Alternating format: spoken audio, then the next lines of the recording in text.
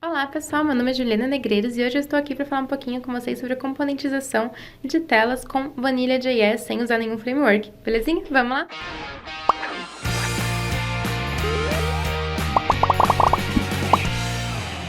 Então a primeira coisa que a gente tem que fazer aqui é pensar em componentes, certo? A gente tem que olhar para a tela e verificar um pouquinho, assim, conseguir entender o que é um componente, o que é um componente que é composto por outro componente, o que é um componente que é composto por outros elementos que não necessariamente são componentes. Então, para isso, a gente vai usar aqui um joguinho, que é o Simon ou Genius. Esse joguinho aqui, a gente não vai fazer a funcionalidade dele, a gente vai fazer só a parte visual dele mesmo, né? Só essas camadas aqui, só os pads e os botõezinhos certinho, só a parte visual. Mas como que ele funciona? O jogo, quando a gente clica em Start, ele vai te dar uma sequência para você fazer de cores com som, né? De quadradinhos aqui para você clicar. E quando você clica em um, quando você acerta uma sequência inteira, na verdade, ele vai aumentando essa sequência, até que você ganhe o jogo ou que você perca, né? Porque você esqueceu algum número dessa sequência. Beleza? Então, vamos lá. O primeiro componente que a gente tem aqui é um componente bem grande, certo? Que é o board, que é o nosso jogo em si. Então, esse nosso board aqui, tudo isso aqui, ele é composto por vários outros componentes. E quais são esses componentes que a gente também vai criar? Esses componentes são, a gente tem aqui o pad. O pad, ele é onde a gente vai clicar, né? Ele é o botão que a gente aperta para a gente conseguir selecionar qual que é a sequência. Então, aqui a gente tem 4 pads, só que esses pads têm características similares e eles servem para o mesmo propósito, né? Quando a gente executa uma função, a única coisa que muda dele é o valor que ele possui. Então, nesse caso aqui, os 4 são iguais, certo? Eles podem ser um componente só que a gente vai replicar passando valores diferentes, passando propriedades diferentes para eles. A gente também tem aqui no meio esse status container, que é a forma que eu denominei ele, porque aqui é onde a gente vai gerenciar o status do jogo. Então, aqui é onde a gente vai inicializar o jogo, né? E começar o computador de levels dele. E aqui é onde a gente vai saber qual que é o status atual, qual que é o level que a gente está, tá? Então, esse componente aqui, que é esse status container, ele é composto de 2 componentes menores, que é o botão de iniciar o jogo, o botão de start, e o nosso computador. E esse computador aqui, ele também pode ser composto de 2 componentes, de 2 elementos aí, no caso. Por exemplo, o valor que está aqui dentro, né? E a caixinha em si que ele está ocupando. Beleza? Então, vamos lá, mão na massa. Antes de qualquer coisa, a gente tem que definir por que a gente usa componentes, né? Então, a gente tem aqui algumas coisinhas pra gente sempre lembrar quando a gente for criar componentes. A primeira coisa é, nossos componentes têm que ser independentes. Então, a ideia é que nosso componente não saiba o que o pai dele tá fazendo, né? Ele tá recebendo dados de cima, mas ele não sabe por quê, de onde que vem esse dado, ele só tá recebendo. E quando ele tá enviando dados para baixo, ele também não sabe o que o filho dele, o que para aquele outra função, aquele outro componente que a gente tá enviando vai fazer. Ele só tá enviando os dados para baixo, beleza? Então, ele também tem que ser de fácil integração. A ideia da gente componentizar as coisas, da gente conseguir criar componentes diferentes, é que a gente consiga reutilizar essas coisas, certo? Sem ter problemas. Então, a ideia é que a gente consiga usar ele em vários lugares e se a gente precisar integrar ele com outros lugares que a gente não tinha pensado inicialmente, a gente também consiga, beleza? Então, vamos fazer isso com esse joguinho aqui, com a tela desse jogo, tá bom? Então, a primeira coisa que a gente vai fazer, deixa eu fechar aqui, a gente já tem esse aplicativo aqui que eu vou deixar disponível para vocês, se vocês quiserem acompanhar aqui e depois continuar fazendo o jogo. E esse jogo aqui, ele tá configurado já com o Webpack com Babel e a partir daqui, como que a gente tá funcionando essa configuração? O único HTML que a gente tem aqui é esse index.html, que a única coisa que ele faz é executar aqui esse bundle, certo? E o que esse nosso bundle aqui faz? Esse bundle aqui é gerado para Webpack com o nosso conteúdo aqui inteiro e o arquivo inicial dele é esse index.js. Esse index.js aqui, ele tá pegando o nosso app, que é esse carinha aqui, que a gente já vai ver o que tem dentro, e tá dando um append dentro do nosso body, ou seja, pegando o app e jogando lá dentro do body mesmo. Beleza? É só isso que ele tá fazendo. E o que o nosso app faz? Atualmente, ele só pega uma div, né? Ele cria um elemento div, seta uma class app nessa nossa div e retorna esse nosso app. Então, eu já estou executando aqui o nosso jogo, chamei ele de Simão. E se a gente vier aqui no F12 e a gente for nos outros elementos, a gente já vai ver aqui, ó, vou inspecionar aqui a tela. A gente já consegue ver aqui uma div app. Tá? Então, já tem essa div app que ela já existe, apesar de a gente não estar vendo ela, porque ela não tem nenhum conteúdo dentro, certo? Então, qual que é o primeiro componente aqui que a gente falou que a gente ia fazer? O board, o nosso jogo, certo? Então, dentro aqui de source, eu vou criar aqui um novo arquivo chamado board. Vou chamar ele de jogo, jogo.js. Então, esse nosso jogo.js é aquele componente maior que vai conter os outros componentes, certo? Então, primeira coisa aqui desse jogo é que a gente tem que retornar uma função dele mesmo, a gente tem que criar esse elemento, assim como a gente fez aqui no app, né? A gente criou aqui uma constante e retornou essa constante. Eu posso fazer isso aqui direto, então vou fazer o export default aqui e vou criar aqui o nosso componente, que vai ser o nosso componente jogo, document.create create element e vou colocar aqui uma div, porque ele vai ser uma div mesmo. Outra coisa que a gente vai colocar daqui dentro do nosso jogo, a gente vai pegar esse jogo e a gente vai fazer algumas modificações nele, adicionar coisas dentro, colocar algum conteúdo ou não. Então, pra gente ver se realmente tá funcionando, eu vou falar aqui que o inner text dele vai ser igual a jogo. Então, pra gente ver se realmente ele funcionou, se ele tá realmente usando, né, esse componente aqui. E aí, aqui embaixo, eu vou dar um export. Opa, que export. Vou dar um return jogo. Tá? Então, o que eu fiz? Criei um elemento, mexi nesse elemento, coloquei as coisas lá que a gente precisava e voltei esse elemento para outra pessoa poder usar. Quem que é essa outra pessoa? O app, tá? Então, aqui dentro do app, eu vou importar o nosso jogo, import jogo from jogo, ponto barra, jogo. Beleza? Importei aqui o nosso jogo. E vou colocar aqui um map.append e vou passar aqui o jogo.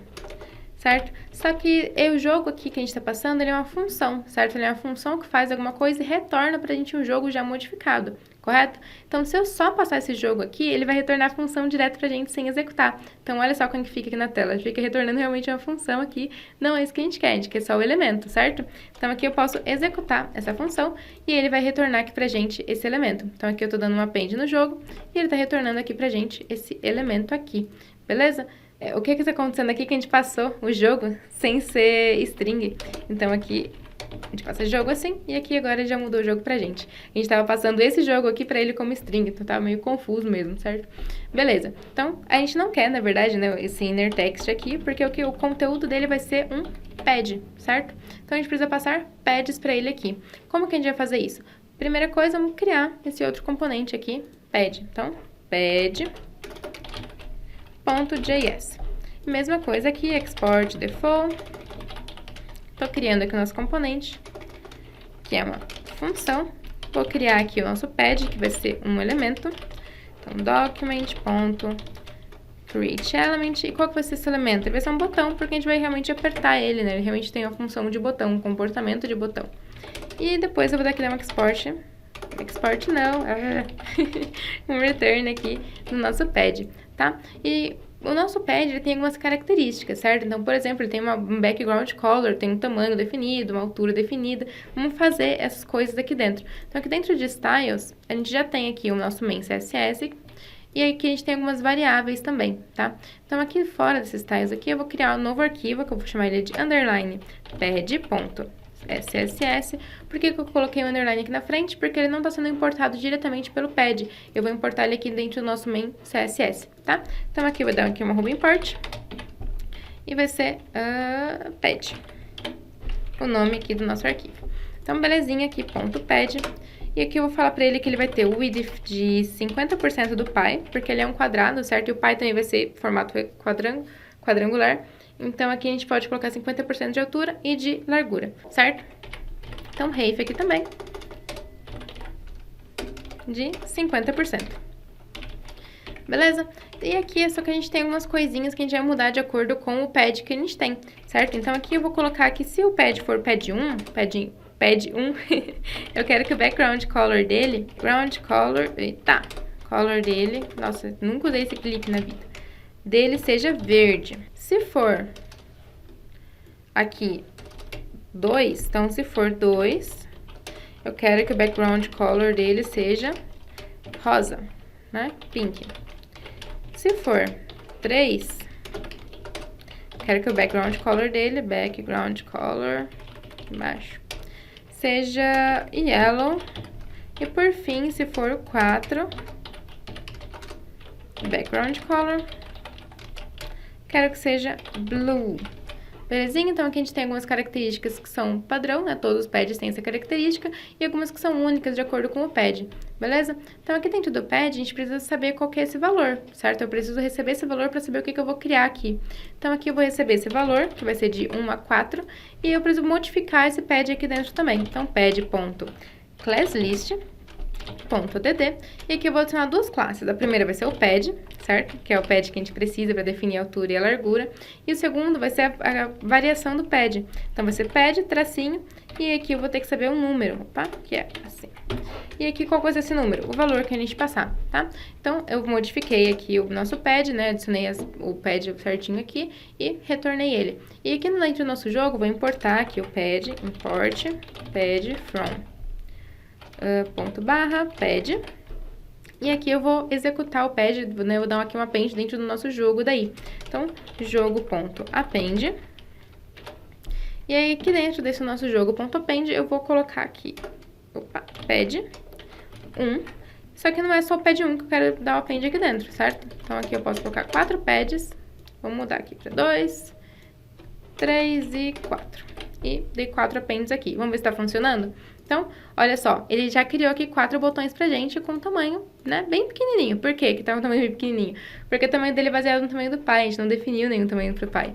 Então, vamos vir aqui dentro do nosso jogo, além de dar um append aqui, eu vou dar aqui um jogo.classlist.add, eu vou adicionar aqui a classe jogo. E aí, aqui eu vou criar um arquivo de styles, underline jogo.css. E aí, aqui dentro, eu vou colocar aqui o ponto jogo, ele vai ter 500 px de largura e 500 px de altura, tá? E só isso aqui, vamos ver se já modificou alguma coisa. Vou atualizar aqui a página. Opa! E eu preciso importar dentro do nosso main CSS esse arquivo, né? Senão não vai funcionar. Então, antes daqui, @import. E aqui vai ser jogo. E agora sim, olha só, a gente já tem um board mais definidinho, certo?